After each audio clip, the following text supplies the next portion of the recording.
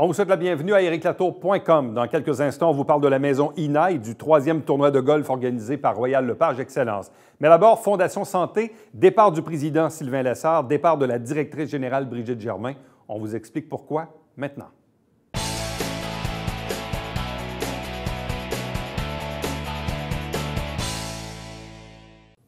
Important changement du côté de la Fondation Santé. D'abord, un nouveau conseil d'administration avec à son bord donc un nouveau président et aussi le départ de la directrice générale. Il y aura donc un poste d'affiché dans les prochaines semaines. Avec nous pour en discuter, le nouveau président du conseil d'administration, Douglas Clark. Bonsoir à vous.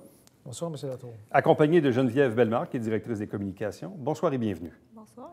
Bon, d'importants changements parce que, d'une part, oui, changement à la présidence, à la direction générale, il y a des changements aussi ou des mouvements au sein du conseil d'administration en soi. Donc, expliquez-nous un peu les raisons pour lesquelles la Fondation subit à ce moment-ci, disons, autant de changements. En fait, ça vient, je pense que la genèse de ça, c'est une prise de conscience ou une réalisation au sein du CA que les choses n'allaient peut-être pas dans la direction souhaitée. Et donc, le CA a décidé, lors de la réunion qui est venue à la suite du dernier AGA, de faire un changement au niveau de la présidence et d'examiner aussi le mandat de la directrice générale qui était en place.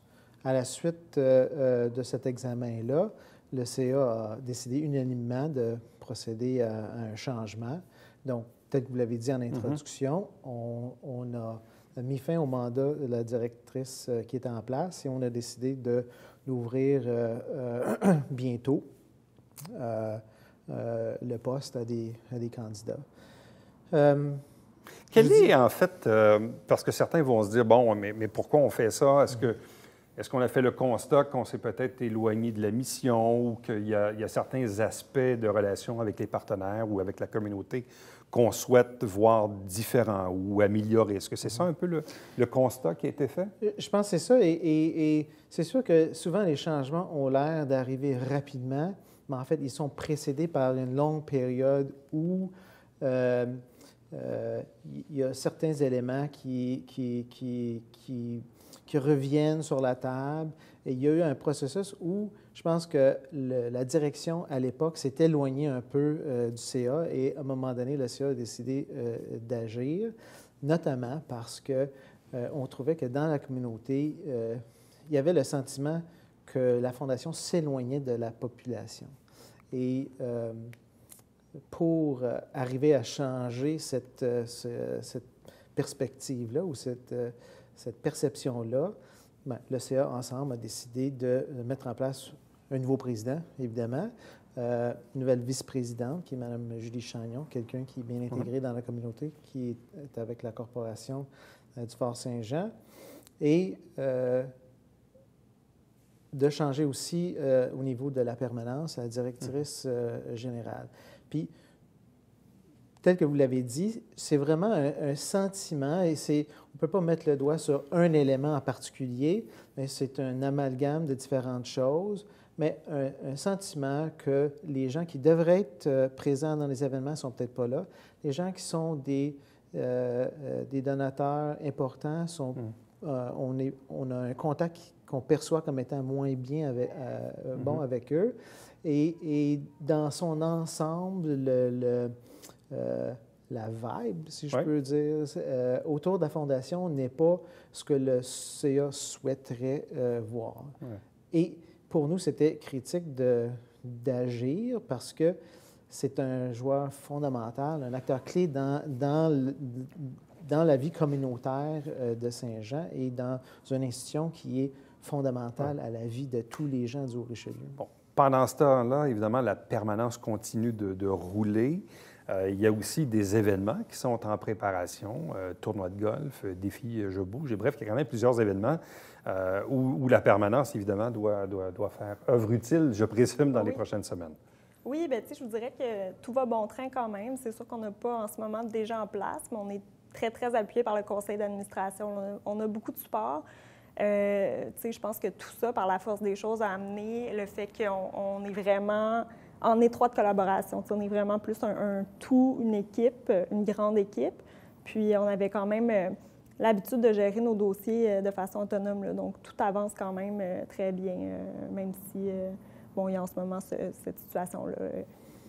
C'est comme une période de transition, Exact. disons, à Oui. traverser. D'ailleurs, je dois dire que j'ai été agréablement surpris parce que c'est sûr que arrivant rapidement à la présidence et après la décision du CA de mettre fin au mandat de la directrice qui était en poste, j'étais bien content lorsque j'ai eu des contacts avec les gens de la permanence sur une base beaucoup plus intense que comme simplement membre du CA, de vraiment me rendre compte que les gens dans leur sphère d'activité maîtrisent très bien ce qu'ils font.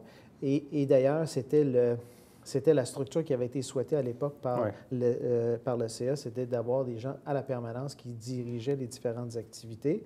Et je pense qu'aujourd'hui, ça nous sauve en quelque sorte parce qu'on se trouve sans directrice générale ou directeur général pour une période de temps, mais toutes les activités continuent. Mais même les gens qui sont habitués de vous contacter, soit vous-même ou vos collègues, Julie, Isabelle, Sylvie, donc ces personnes-là sont toujours en poste. Oui. Donc les gens qui auront des contacts dans les prochaines semaines en vertu des prochains événements n'ont pas à craindre de ce côté-là. Non, pas du tout. Tous les dossiers avancent quand même. Nous, on est totalement joignables. Puis, comme je disais, on avait l'habitude quand même d'être très autonome dans nos dossiers, là, donc il n'y a pas de souci de ce niveau-là là, du tout. Dans les dernières années, parce que l'historique de la Fondation, il faut même remonter presque au milieu des années 80. À l'époque, on l'appelait même la Fondation de l'hôpital. Évidemment, les temps ont changé, le territoire s'est élargi aussi.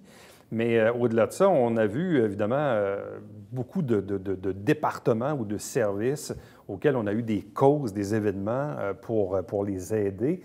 Dans une philosophie où les gouvernements sont limités dans l'aide qu'on peut apporter aux communautés via les services de santé. Là, évidemment, on est 30, 35 ans plus tard maintenant. Quel est le rôle d'une fondation santé aujourd'hui dans notre réseau de santé? Ça devrait être quoi la place que la fondation occupe? Bien, c'est une excellente question, puis c'est une question que je me pose de façon beaucoup plus profonde aujourd'hui en tant que président.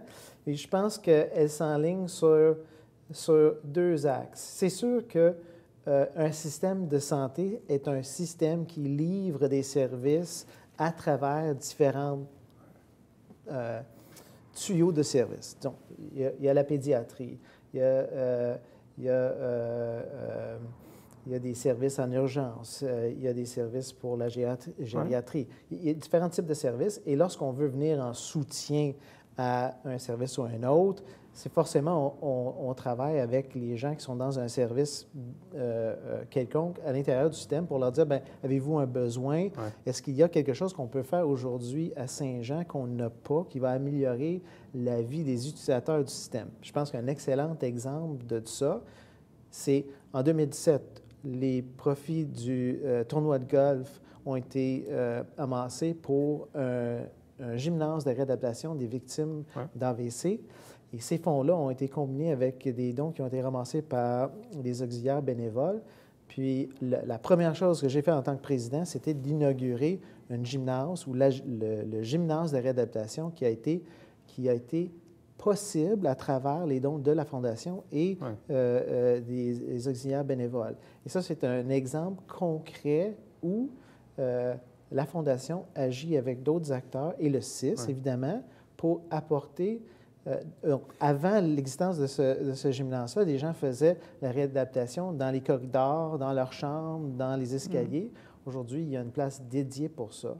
Puis la deuxième partie de ce que vous avez, la question que vous avez posée sur le rôle, je pense qu'il y a un rôle qui est à jouer en amont et la prévention. Dans la prévention. Et donc, un peu comme le défi Je bouge. Défi Je bouge, c'est ça l'idée derrière. C'est un excellent exemple de ça. Et je pense qu'il faut essayer d'en trouver d'autres. Et pour nous, c'est quelque chose qui est important. Je pense qu'on sait très bien aujourd'hui que dans une population vieillissante, l'exercice physique, même si elle est relativement minime, peut contribuer grandement à la condition de santé des gens. Bon, parce qu'aussi, il y a eu ces dernières années, bon, on le sait, il y avait l'agrandissement qui était souhaité et souhaitable de l'hôpital en soi, un projet qui, bon, finalement, a vu le jour. Mais en même temps, il y a eu aussi pendant une période d'environ 5 ans là, où on demandait aux partenaires aux donateurs de la Fondation un plan, un engagement de 5 ans pour donner des sous à la Fondation.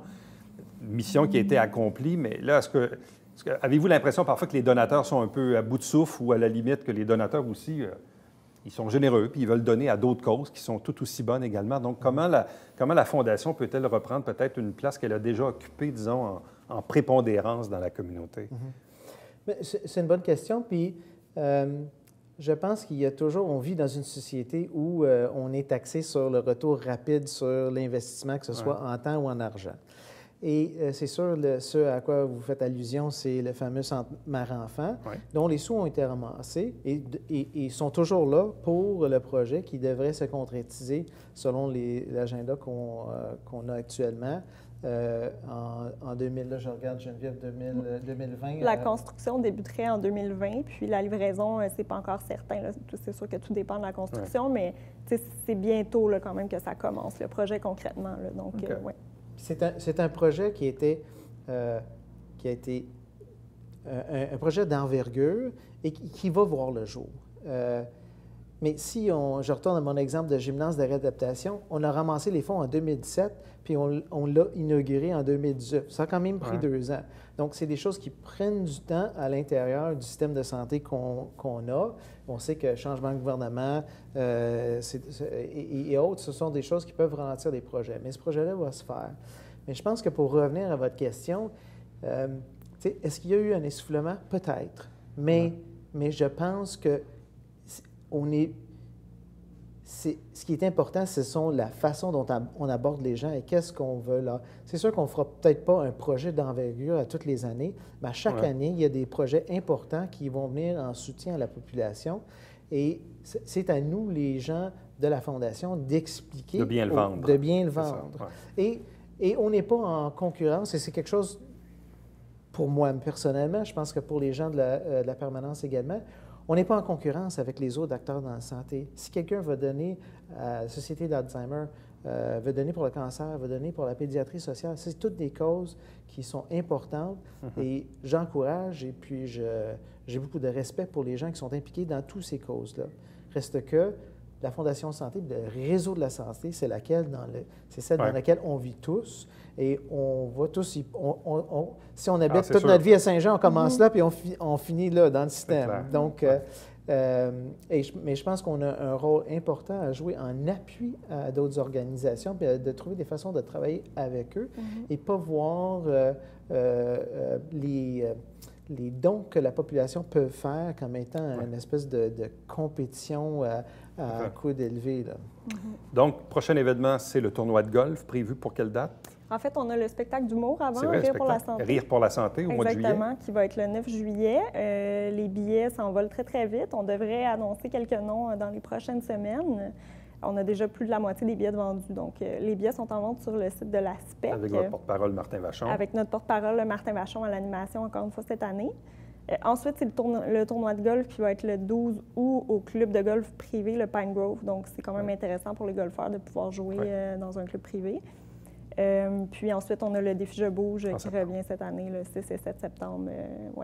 À vous deux, merci beaucoup. Oui, un mot de la fin. Je disais, il y a aussi le tirage. Il y a encore des billets à vendre pour la Loto Santé. Tirage le 17 le 17 juin, exactement. Puis c'est en vente aussi en ligne au lotosanté2019.com. Puis il y a toute la liste des points de vente aussi sur le 41 prix, plus un voyage pour 2 en Espagne. Exact. C'est un bon vendeur. Ben oui, écoute. À vous deux, merci beaucoup. Bonne chance pour la suite. Merci beaucoup. Restez avec nous puisqu'au retour, on vous parle de la maison INA.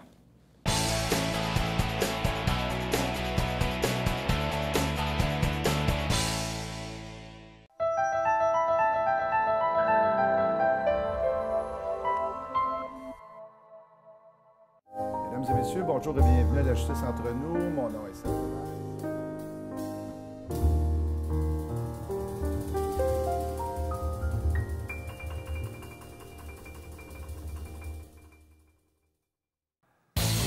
Salut, ici François Trépanier. Cette semaine à Sport Express, on parle de la compétition amicale d'athlètes de force Louis Cyr qui aura lieu très bientôt. Et en deuxième partie, Dave Turcotte pour le relais pour la vie. Soyez-y.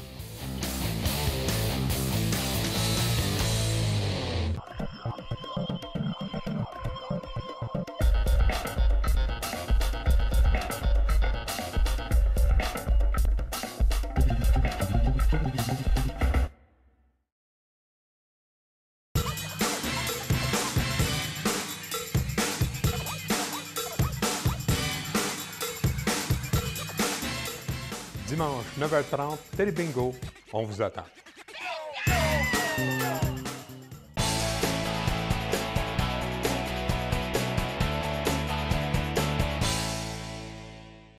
Parlons d'un tournoi de golf qui s'en vient le vendredi 5 juillet. C'est organisé par Royal Lepage Excellence et la Fondation Un Toit pour tous pour le compte de la Maison INA. C'est la 3e édition. 3 invités pour en parler. D'abord, Nathalie Villeneuve de la Maison INA. Bonsoir à vous. Bonsoir. Accompagnée de Daniel Daudien, qui est courtier immobilier chez Royal Lepage Excellence. Bonsoir.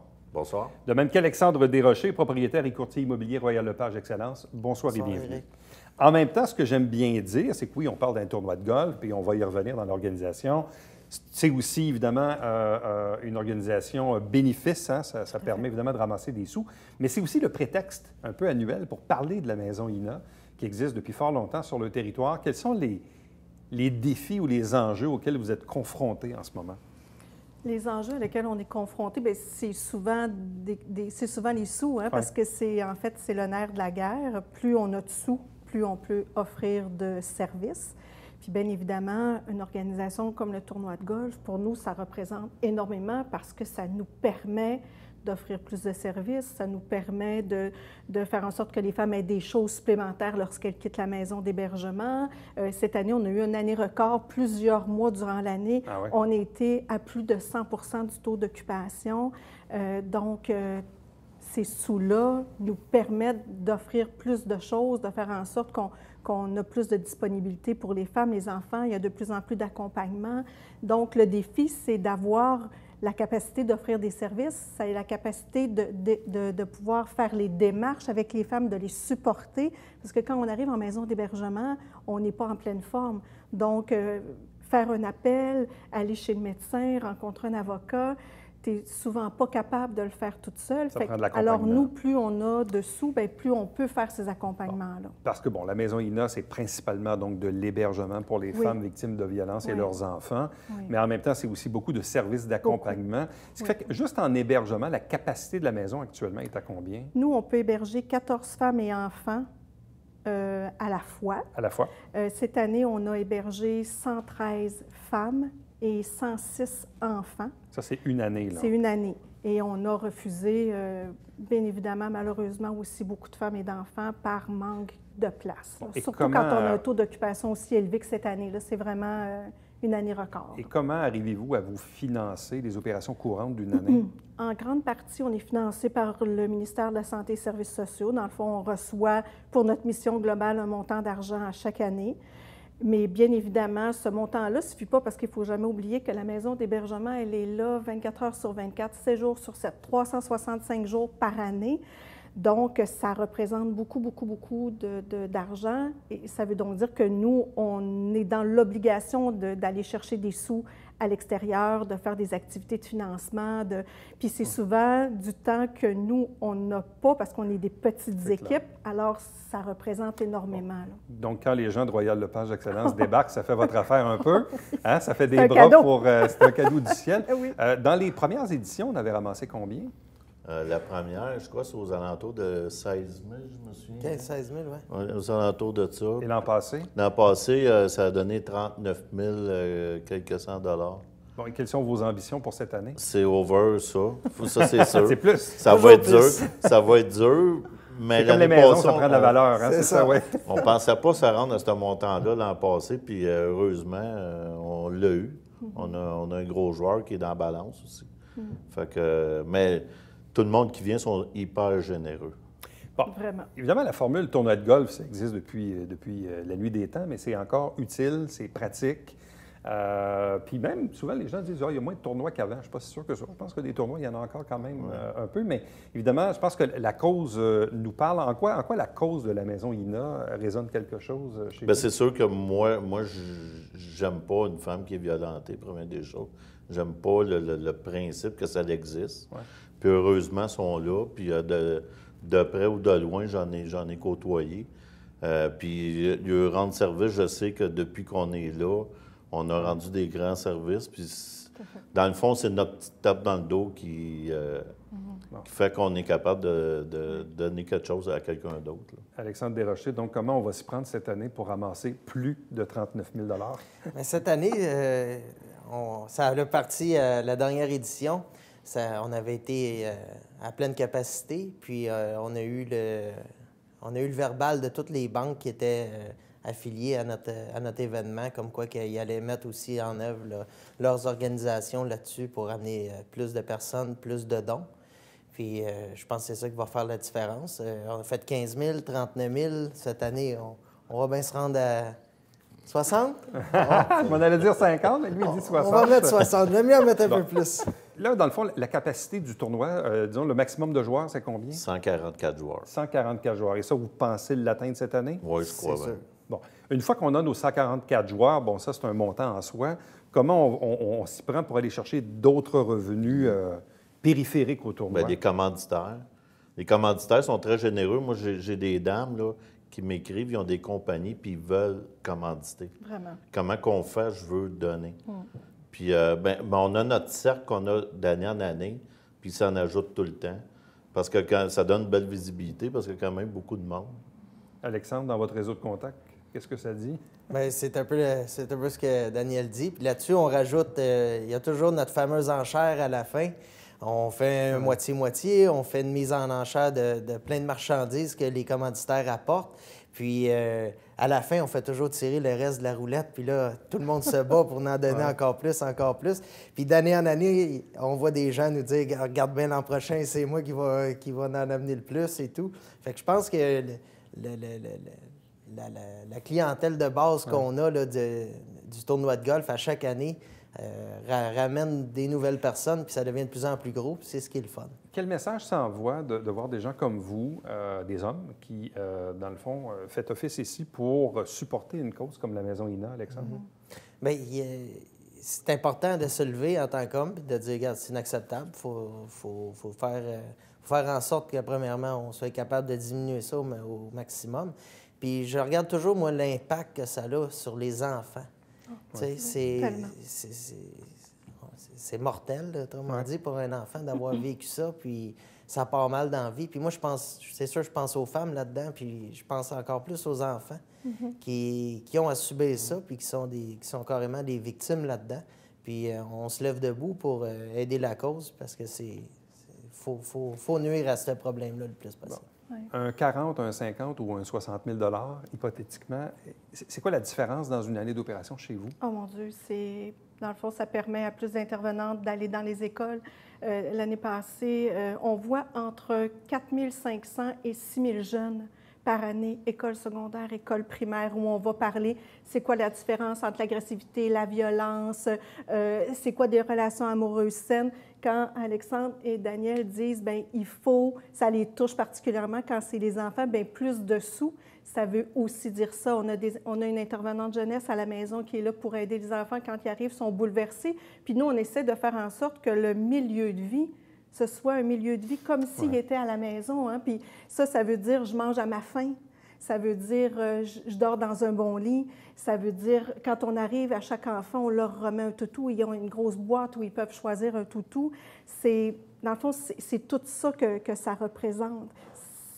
Plus de sous veut dire plus de services. Puis on travaille extrêmement fort pour que tous les sous qui nous sont donnés, offerts, ça aille directement aux besoins des femmes et des enfants, aux services supplémentaires que ces femmes-là et les enfants peuvent recevoir. Bon, comme je le disais tantôt, le fait de parler du tournoi de golf, ça nous donne aussi le prétexte de parler de la Maison Ina. Oui. En même temps, comme vous dites, là, le tournoi commence à être un petit peu plus connu, donc 3e édition. Puis vous dites, c'est ça, il y a des gens peut-être qui ne le connaissaient peu ou pas, qui là se sentent interpellés et veulent vous aider dans cette cause-là. Oui, beaucoup de personnes.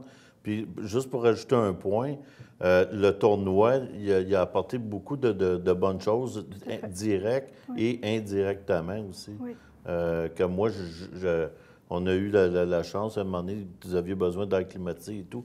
Puis c'est grâce au tournoi que la maison s'est faite connaître aussi.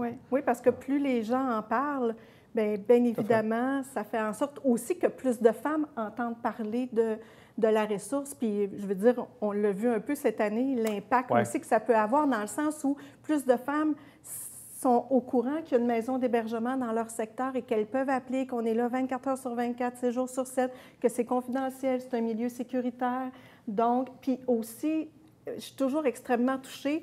Je dis souvent à mes compagnes de travail, je disais, là, je m'en vais à la télévision avec mes boys, dans le sens où je trouve ça touchant parce que c'est des bons garçons, c'est des hommes qui sont extraordinaires.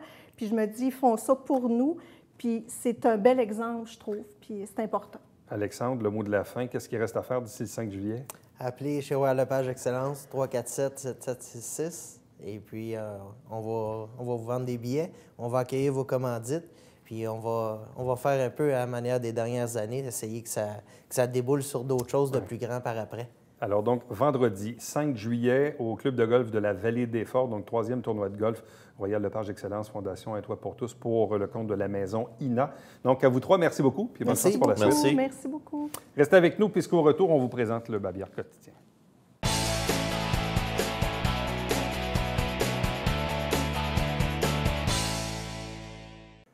On l'a dit un peu plus tôt dans l'entrevue, on vous le redit maintenant, le 9 juillet, c'est bien sûr Rire pour la santé avec le comédien, animateur, humoriste de Saint-Jean-sur-Richelieu, Martin Vachon, qui est porte-parole de la Fondation Santé. Donc, plusieurs artistes qui vont être annoncés d'ailleurs très prochainement.